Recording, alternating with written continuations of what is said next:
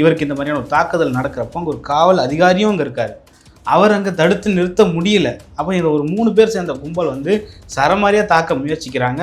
ஆனாலும் நல்வாய்ப்பாக அவருக்கு வந்து பெரிய காயங்கள் ஏற்படலை. இருந்தாலும் சட்டக்கடி அந்த இடத்துல ஒரு பெரிய பதட்டமான சூழ்நிலை ஏற்படுது. ஒருவேளை வேறு ஏதாவது அசம்பாவிதம் நடந்திருந்தா அதுக்கு யார் பொறுப்பேற்பாங்க?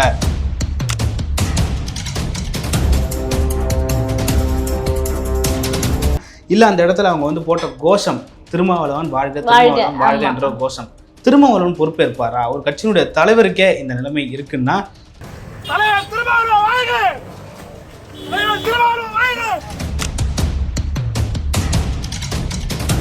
இப்போ சட்டத்தை மதிக்கக்கூடிய நீங்கள் இப்படி செய்வீங்களா அப்படின்ற ஒரு கேள்வி இருக்கு. இப்போ அம்பேத்கர் என்ன சொல்றாரு, இவர் என்ன சொல்றாரு, அவர் என்ன சொல்றாரு, எல்லாத்தையும் பார்க்குற நீங்க கருத்துரிமைன்னு பேசுறீங்க. யார் பேசுறது? திருமாவளவன் தான் பேசுறாரு. இப்ப நீங்கள் எடுத்த இதே வன்முறையை திருமாவளவன் என்னைக்காவது தனியா மாட்ட மாட்டாரா? அவங்களுக்கு ஸ்கெட்ச் போடலான்னு இவங்க ஆரம்பிச்சா இது எந்த நிலைமைக்கு போய் நிற்கும்? செருப்பு கையில் எடுத்திருக்கீங்கல்ல, உங்களுடைய பெரிய ஆயுதம், உங்களுடைய கட்சியினுடைய பெரிய ஆயுதம் செருப்பு நீங்க கையில் எடுத்திருக்கீங்கல்ல, போய் அந்த கவுன்சிலருக்கு எதிராக ரம்யாவுக்கு எதிராக உங்களால் முடிஞ்சு அப்படி பண்ணுங்க பார்க்கலாம். திருமாவளவனுக்கு எதிராக பேசிக்கிட்டு வர்றாரு. ஆனால் இன்னைக்கு அவர் யாரோடு இருக்காருன்றது ஒரு பெரிய இதுவாக இருக்கு. அப்போ நாம் தமிழர் சப்போர்ட்டர்ஸ், நாம் தமிழருடைய கட்சிக்காரங்க எல்லாருமே ஏர்போர்ட் பூத்தி பக்கம் நிற்கணும். ஏன்னா இந்த பிரச்சனை வந்து அவருக்கான பிரச்சனை இல்லை, ஒட்டுமொத்த தமிழ் சமூகத்துக்கான பிரச்சனை, ஒட்டுமொத்த மனித குலத்திற்கான பிரச்சனை. ஏன்னா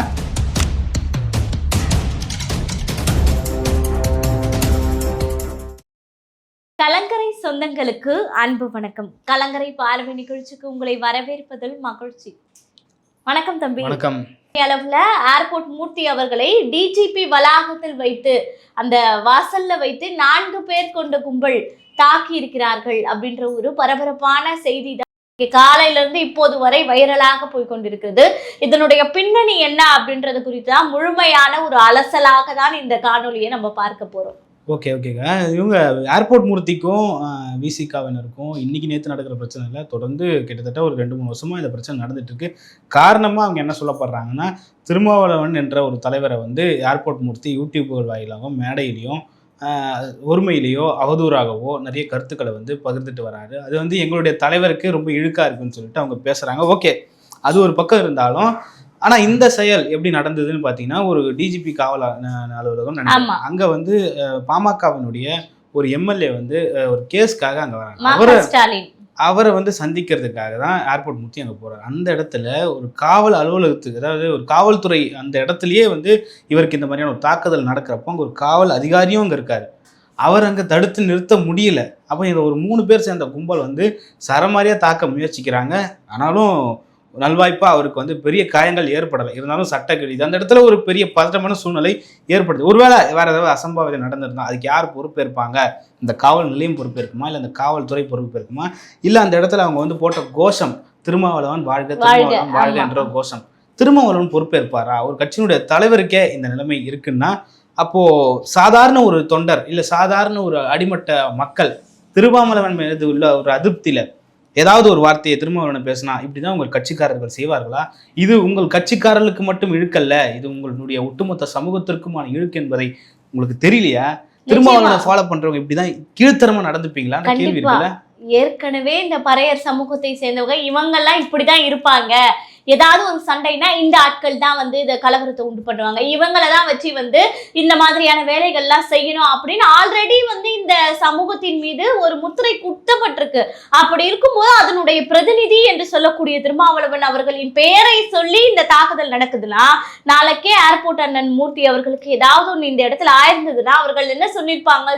திருமாவளவன் அவர்கள், எனக்கும் இதுக்கும் சம்பந்தம் கிடையாது, அவர்கள் என்னுடைய பெயரை உபயோகித்தார்களா என்னமோ, ஆனால் நான் இதை செய்யவில்லை அப்படின்னு சொல்லியிருப்பாங்களா இல்லையா? அப்போ எந்த அளவுக்கு ஒரு கொடூர வெறி தாக்குதல் நடத்துறாங்க பாரு. ஒருத்தவங்க நீங்க வந்து அரசியல் ரீதியாக இந்த பிரதிநிதித்துவம் வாய்ந்த நீங்க மக்களுக்கான நல்லது செய்யல அப்படின்னா, அதே சமூகத்துல இருக்கக்கூடிய இவரும் வந்து பாத்தீங்கன்னா மாற்று கட்சியில பயணிக்கிறாரு. அப்போ அந்த குற்றச்சாட்டு வைப்பதற்கு கூட கருத்து சுதந்திரம் இல்லையா இந்த நாட்டுல? அப்புறம் எதற்கு வந்து இந்த ஆட்சி வந்து எல்லாருமே சொல்றது போல மன்னர் ஆட்சி அப்படின்னே எடுத்துக்கலாமா அப்படின்ற ஒரு கேள்வியும் இருக்குல்ல. Okay okay. இவங்க நீங்கள் பார்த்தீங்கன்னு வச்சுங்களேன், குறிப்பாக அந்த விடுதலை சிறுத்தைகள் இருக்கிறவங்க எல்லாரையுமே நீங்கள் பார்த்தீங்கன்னா ஜனநாயகம்னு பேசுவாங்க. இன்னொரு பக்கம் பார்த்தீங்கன்னா மக்களாட்சின்னு பேசுவாங்க. இன்னொரு பக்கம் பார்த்தீங்கன்னா அரசியலமைப்பு சட்டம்னு பேசுவாங்க. இது எல்லாத்தையும் மதிக்கிறவர்கள் தான் நாங்கள்னு பேசுவாங்க. அரசியலமைப்பு சட்டத்தை மதிக்கக்கூடிய நீங்கள் இப்படி செய்வீங்களா அப்படின்ற ஒரு கேள்வி இருக்கு. இப்போ அம்பேத்கர் என்ன சொல்றாரு, இவர் என்ன சொல்றாரு, அவர் என்ன சொல்றாரு, எல்லாத்தையும் பார்க்குற நீங்க கருத்துரிமைன்னு பேசுறீங்க. யார் பேசுறது? திருமாவளவன் தான் பேசுறாரு. பொது மேடைகளை எங்களை பேச விட மாட்டாங்கன்னு பேசுறீங்க, எங்களுக்கு சேர் கொடுக்க மாட்டாங்கன்னு சொல்றீங்க, எல்லாத்தையும் நீங்க சொல்றீங்கல்ல. அப்ப இந்த இடத்துல என்ன நடக்குதுன்றது இருக்கு. கருத்து சுதந்திரம் அப்படின்னா என்ன? திருமாவளவன் பேசும்பொழுது பலர் இப்ப நீங்க இந்து மதத்துக்கு எதிராக நீங்க நிறைய விஷயம் பேசியிருக்கீங்க. என்னென்ன விஷயம் பேசியிருக்கீங்க? கோயில்ல இது நடந்திருக்கு, அந்த இடத்துல அது நடந்திருக்கு. திருமாவளவன் பேசியிருக்காரு.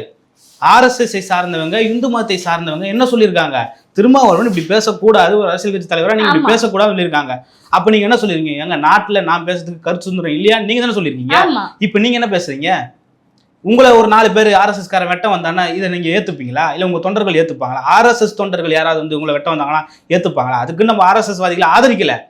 எல்லாருக்கும் இந்த நாட்டுல ஜனநாயகம் இருக்கு, எல்லாருக்கும் இந்த நாட்டுல பேசுறதுக்கான உரிமை இருக்கு. நீங்க செய்யற தப்ப ஒருவர் சுட்டி காட்டவே கூடாதுன்னு நீங்க சொல்ல வரீங்களா?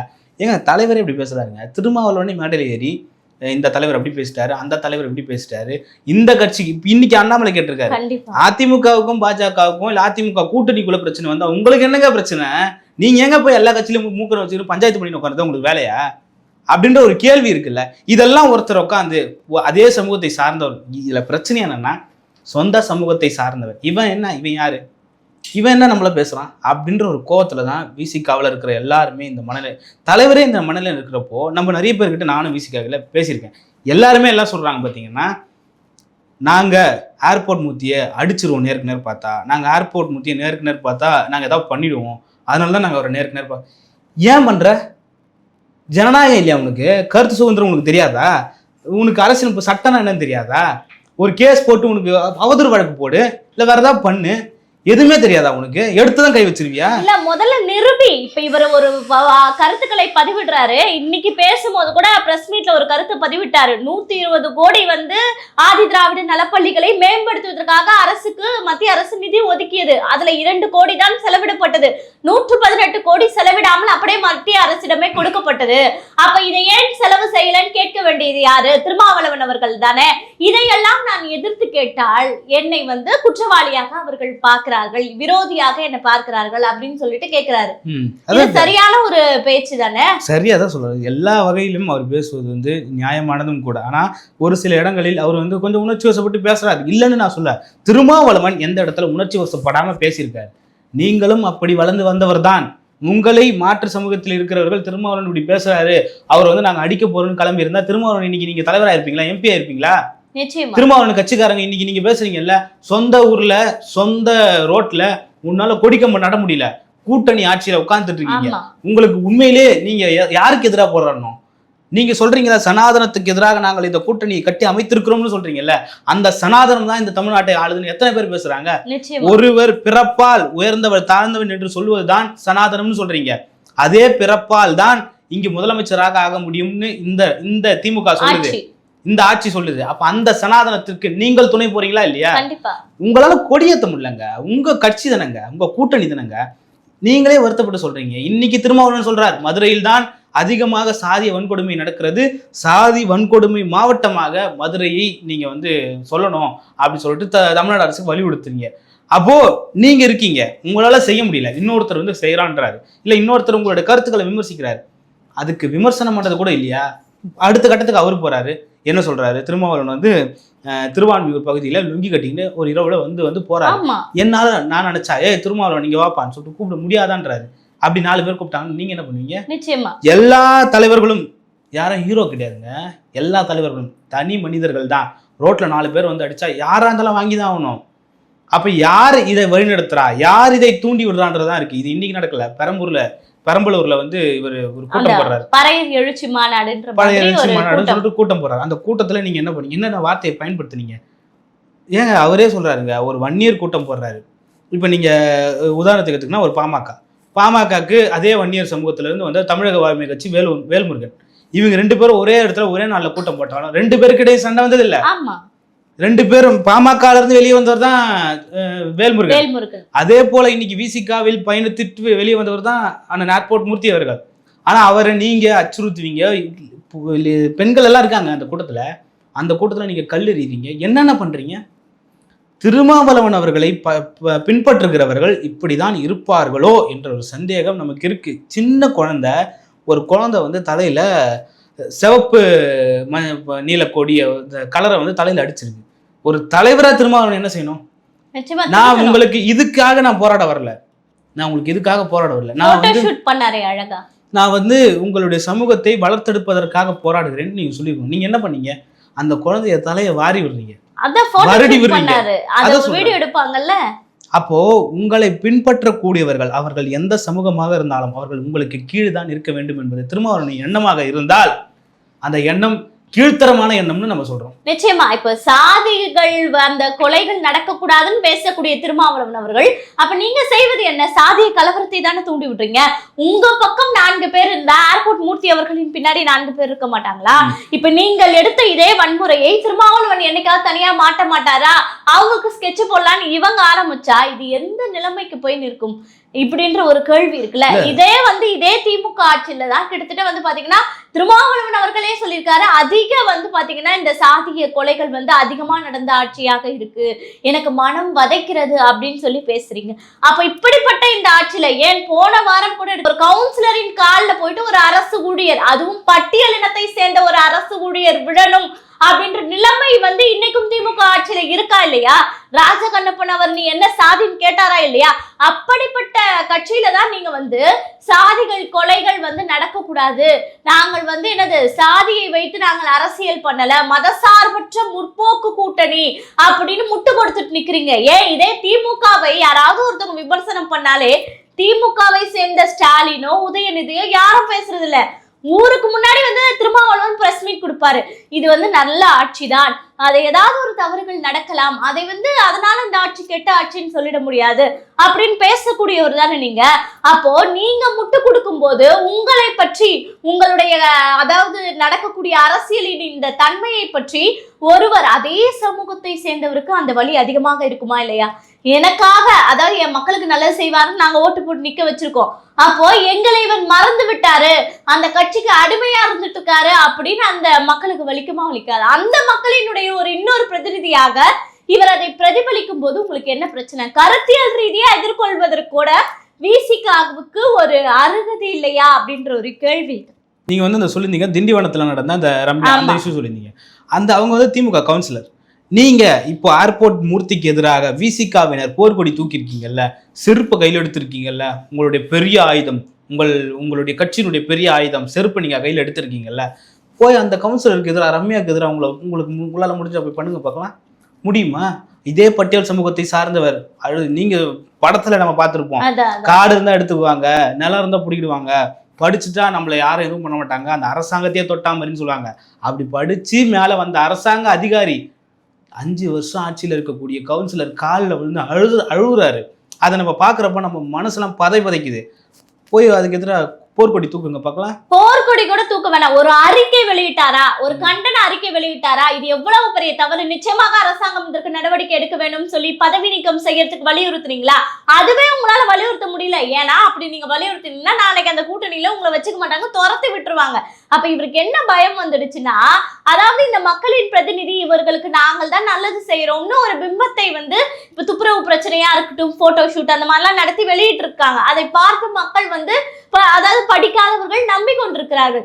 அப்படி இருக்கும்போது ஏர்போர்ட் மூர்த்தி அண்ணன் இல்ல இந்த மாதிரி பறையர் எழுச்சி மாநாடு மாவட்டமாக போட்டு நமக்கு இவ்வளவு பிரச்சனை இருக்கு, எந்த பிரச்சனையுமே தீரல, அன்னையில இருந்து இன்ன வரைக்கும் நம்ம பின்தங்கிய மக்களாகவே தான் இருக்கிறோம், நம்மளுடைய வாழ்வாதாரம் முன்னேறல, ஆகவே இவரை நம்பாதீங்க அப்படின்னு சொல்லும் போது அதை வந்து இவர்களுக்கு பயமாக இருக்கிறது.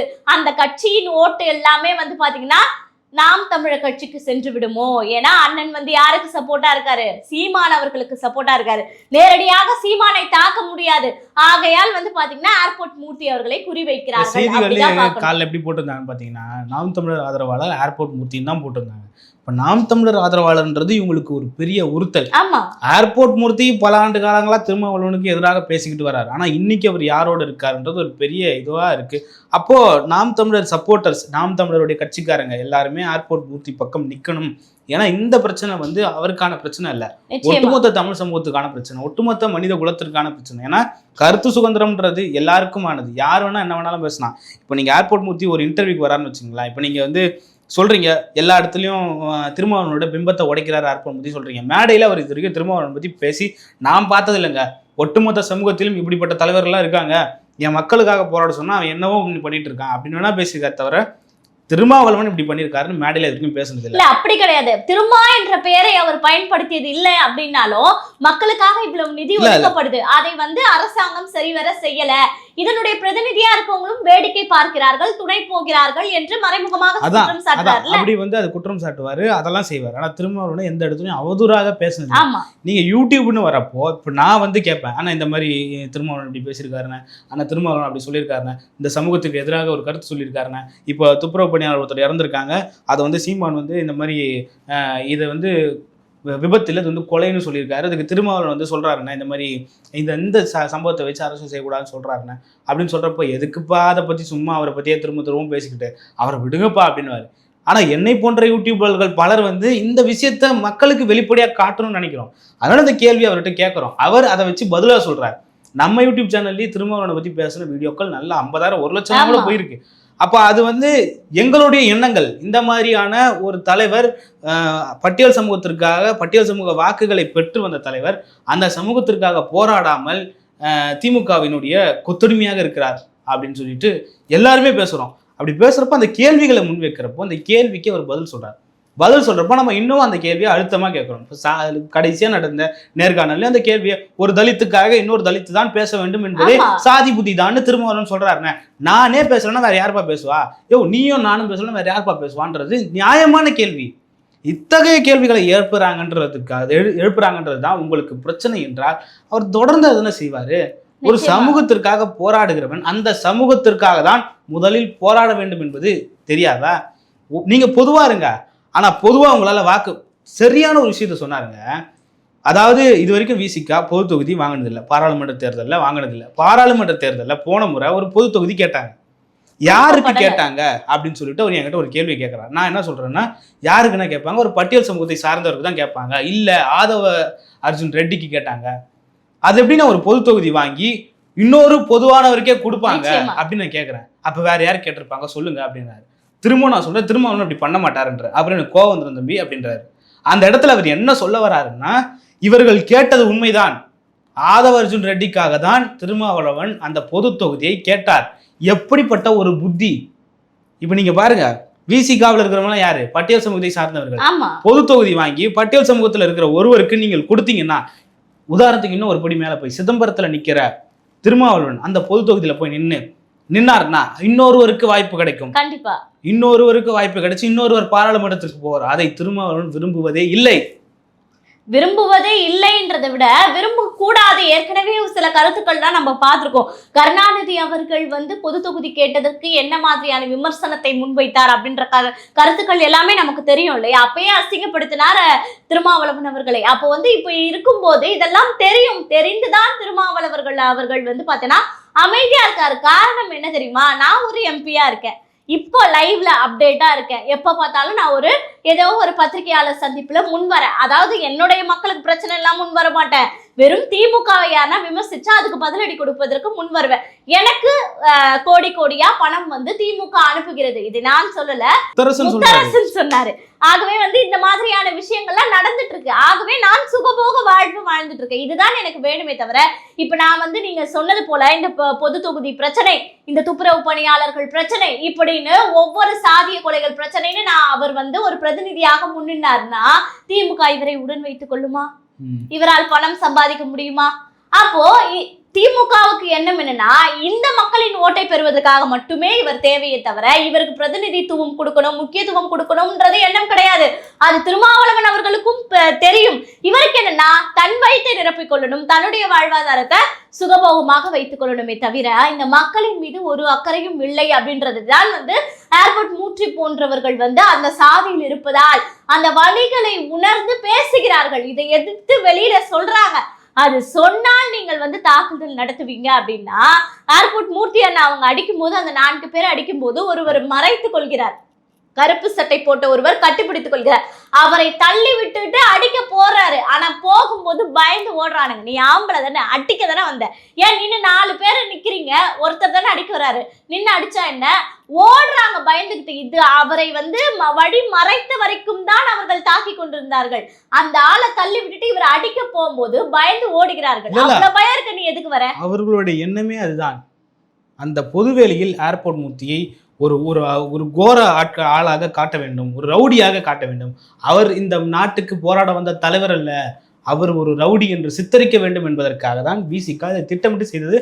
ஏர்போர்ட் மூர்த்தி அவர்கள் வந்து அதை ரொம்ப தவிர்த்தார். ஆனால் ஒரு கட்டத்திற்கு மேலே தவிர்க்க முடியாத ஒரு சுச்சுவேஷன் இருந்தது. அவர் அதை அழகாக கையாண்டாருன்னு சொல்லணும். அந்த இடத்துல பாத்தீங்கன்னா போலீஸ் வந்து இவர்கள் கூடவே நிக்குது. ஒருத்தன் வந்து செருப்பை கழட்டி தாக்க முயல்கிறான். அப்போ வந்து என்னன்னா, அந்த போலீஸ்காரன் வேடிக்கை பார்த்துட்டு நிக்கிறான். நீ போலீஸ்காரன் தானே, உன்னால நினைச்சா தடுக்க முடியாது, அது டிஜிபி வளாகம் தானே, இன்னொரு 10 போலீஸ் உன்னால நினைச்சா வர வைக்க முடியாது. அப்ப நீங்க என்ன எதிர்பார்க்கறீங்க? இந்த இடத்துல அவரை அசிங்கப்படுத்தணும். ஆகா, 4 பேர் வந்து இந்த மாதிரி 4 பேர் மத்தியில இவர்களை அடித்தார்கள், அவருடைய சட்டை கிழிந்தது, அந்த இடத்துல அவமானப்பட்டு நிக்கிறாரு அப்படின்ற மாதிரி அவரை தோற்றத்தை உருவாக்கணும்ன்றதுக்காக பிளான் பண்ணி தானே செய்றீங்க. ஆனா இந்த இடத்துல அவமானப்படுத்தது பட்டது விசிக தான். ஏன் நான் சொல்றேன்னா, இது வந்து அவருடைய எழுப்புற கேள்விகள்ல இருந்து உங்களுக்கு தெரியுது. ஒவ்வொரு விஷயத்திலுமே நீங்க இப்போ துப்புரவு பணியாளர் விஷயத்துல விசிகவினுடைய தலைவர் திருமாவளவன் இந்த சாவை வைத்து, இந்த இறப்பை வைத்து அரசியல் செய்யக்கூடாதுன்னு சொன்னார். வேற எதை வைத்து அரசியல் செய்யணும்? வேங்கை வயல் சம்பவம் அரசியல் செய்தீர்களா? கவின் விவகாரம் அரசியல் செய்தீர்களா? இல்ல ஒரு பையன் புல்லட் ஓட்டினான், பட்டியல் சமூகத்து பையன் சொல்லிட்டு கையை வெட்டினான், அரசியல் செய்தீர்களா? எத்தனை பட்டியல் சமூக பெண்கள் கற்பழிக்கப்படுகிறார், அரசியல் செய்தீர்களா?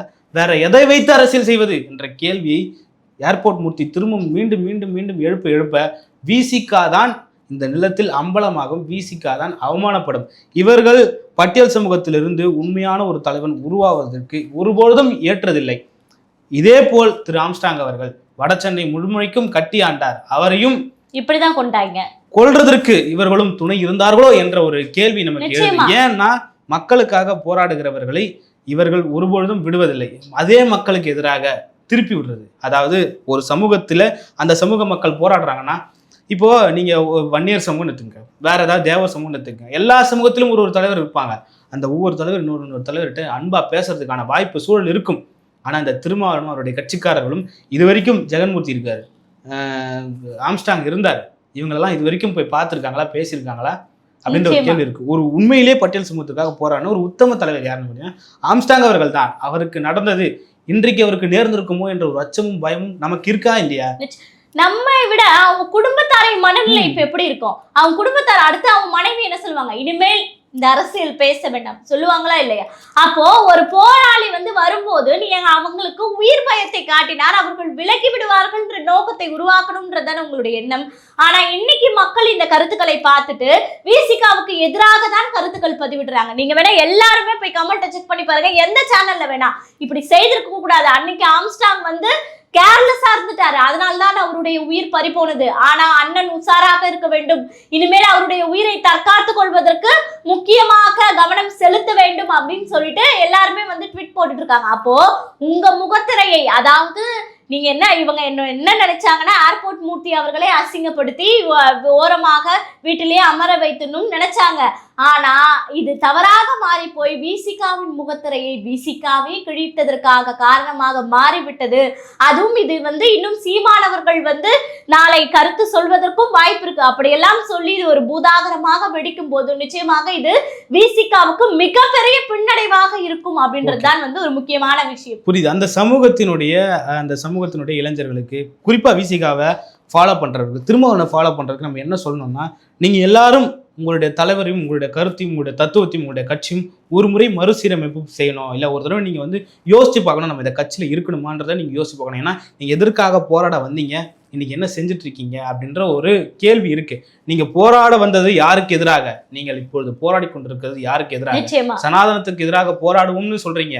ஆனா இத்தகைய தலைவர்களை, ஏர்போர்ட் மூர்த்தி, சீமான், மற்ற தலைவர்களை நீங்க என்ன சொல்றீங்க? இவர்கள் எல்லாம் சனாதன கைக்கூலிகள்னு சொல்லிட்டு இவர்களை நீங்கள் தாக்க வரீங்க. சனாதன கைக்கூலிகளை தாக்குற நீங்கள் சனாதனத்தின் உச்சமாக இருக்கக்கூடிய RSS பாஜகவை நீங்கள் என்றாவது தாக்கி இருக்கிறீர்களா என்ற கேள்வி இருக்கு. ரஞ்சித் அவர்கள் என்ன பண்ணாருன்னு பார்த்தீங்கன்னா, ஆம்ஸ்ட்ராங்கோட மரணத்திற்கு பிறகு ஒரு பெரிய கூட்டத்தை, ஒரு பெரிய பேரணியை நடத்தினார்.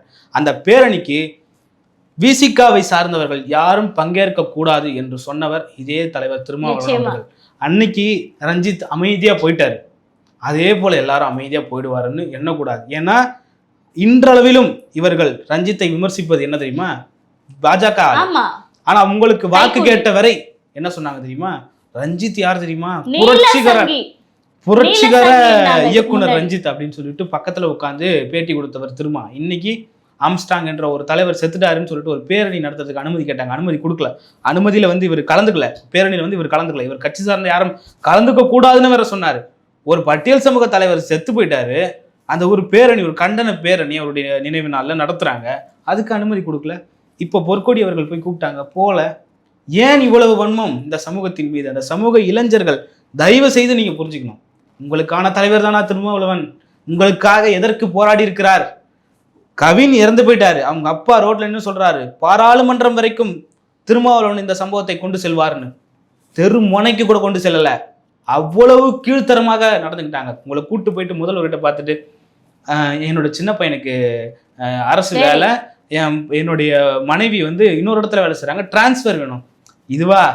நம்ம தான் அஜித்குமாரோட தம்பிக்கு நீங்க எப்படிப்பட்ட வேலை கொடுத்தீங்கன்னு நாங்க பார்த்தோமே, என்ன நிலத்தை கொடுத்தீங்கன்னு நாங்க பார்த்தோமே, எவ்வளவு காசு கொடுத்தீங்கன்னு நாங்க பார்த்தோமே. இதெல்லாம் தாண்டி திருமாவளவன் பாராளுமன்றம் வரைக்கும் கொண்டு போவார். நாங்கள் பாராளுமன்றம் வரைக்கும் கொண்டு போக முடிஞ்சது. அவங்களுடைய இறப்பை வைத்து அரசியல் செய்வதுதான் திருமாவளவனுடைய வேலை. பிணத்தை வைத்து அரசியல் செய்வதுதான். சென்னையில பார்த்திருக்கோம், கொளத்தூர்ல முத்துக்குமாருடைய மரணத்தை வைத்து, முத்துக்குமாருடைய பிணத்தை வைத்து அரசியல் செய்தவர் தான் திருமாவளவன்.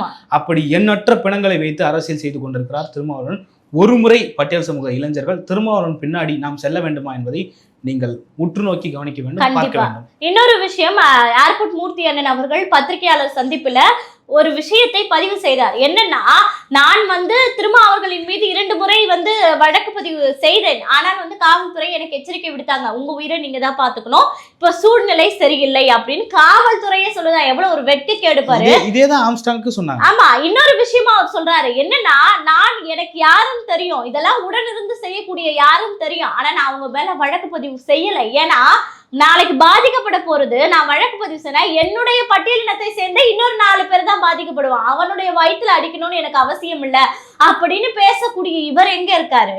நீ அதாவது ஆட்கள் படையை ஏவி ஒரு கூலி படையின் தலைவர் போல் நடந்துக்கக்கூடிய திருமா அவர்கள் இங்க இருக்காரு. ஆகவே பாத்தீங்கன்னா, அரசியலின் முதிர்ச்சி அப்படின்ற ஒரு இடத்துல இருந்து கொண்டு இப்படி அடியாட்களை வைத்து திமுகவின் பாணியிலேயே இவர்கள் பயணித்தார்கள் என்றால் நிச்சயம் மக்கள் இவர்களுக்கு 2026 பாடம் புகட்டுவார்கள் அப்படின்றதுதான் ஒரு நிதர்சனமான உண்மை. ஆகவே இதை மக்கள் என்ன புரிஞ்சுக்கணும்னா, நீங்கள் ஒரு பிரதிநிதி என்று ஒருவரை முன்வைக்கிறீர்கள் அப்படின்னா அவங்க எந்த விதத்தில், எந்த விஷயத்தில், எதற்காக உங்களுக்கு உடன் நிற்கிறார்கள், அவர் அந்த பிரதிநிதித்துவத்திற்கு தகுந்தவரா என்பதை யோசித்து பிறகு அவர் உங்களின் பிரதிநிதியா என்பதை முடிவெடுங்கள் அப்படின்றதுதான் ஒரு முக்கியமான விஷயம். நன்றி.